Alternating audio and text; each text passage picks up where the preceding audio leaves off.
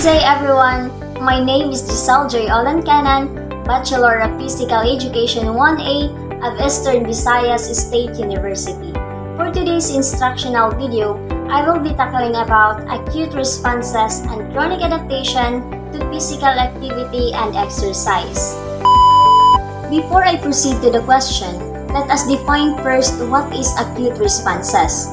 The acute responses of the systems of the body are those actions that occur in response to a single bout of physical activity or exercise. During the beginning of exercise, some of the acute responses of the cardiovascular system are the following. It increase in heart rate, stroke volume, cardiac output, blood pressure, and the redirection of blood flow to the working tissues of the body. Second is pulmonary system. It increases in air movement into and out of the lungs, and it increases blood flow through the lungs. Next is muscular system. It increases in force production, utilization, and production of energy and heat production. Last is endocrine system. It increases in the release of epinephrine and norepinephrine. So when we say epinephrine, it has slightly more of an effect on your heart, while norepinephrine has more of an effect on your blood vessels. So let us know first the term chronic adaptations. Chronic adaptations to physical activity and exercise refers to the adaptations that occur in the system of the body with repeated regular physical activity and exercise.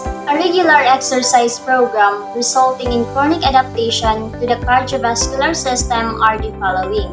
It increases in stroke volume and cardiac output and decreases in heart rate at the same absolute workload. Second is pulmonary system. It improves air movement into and out of the lungs and increases blood flow through the lungs at the same absolute workload. Next is muscular system. It increases energy production from fat and decreases lactic acid formation at the same absolute workload. Lastly, endocrine system. Decreased release of epinephrine and norepinephrine at the same absolute workload. In general, the chronic adaptation to exercise improve various functions of the body while at rest and during submaximal and maximal exercise. For example, if an individual participates in a regular walking program for exercise, there will be adaptations to the systems of the body that result from the chronic exercise.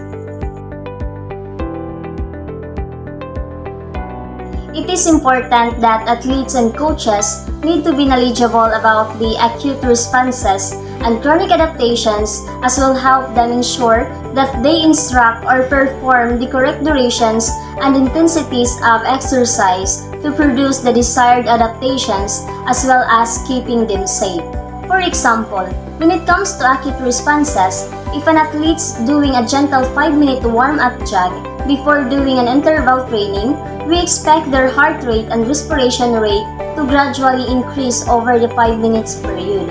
But if their heart rate and respiration rate was not increasing much, then it would indicate that they were not warming up sufficiently and the intensity should need to increase. Therefore, it is important to them to be knowledgeable about the acute responses and chronic adaptations to ensure that they perform the correct types of training, intensities, durations, and others. Alright, so that was the end of my instructional video. I hope you have learned something. Again, this is me, Giselle J. Olancanan. Thank you for watching.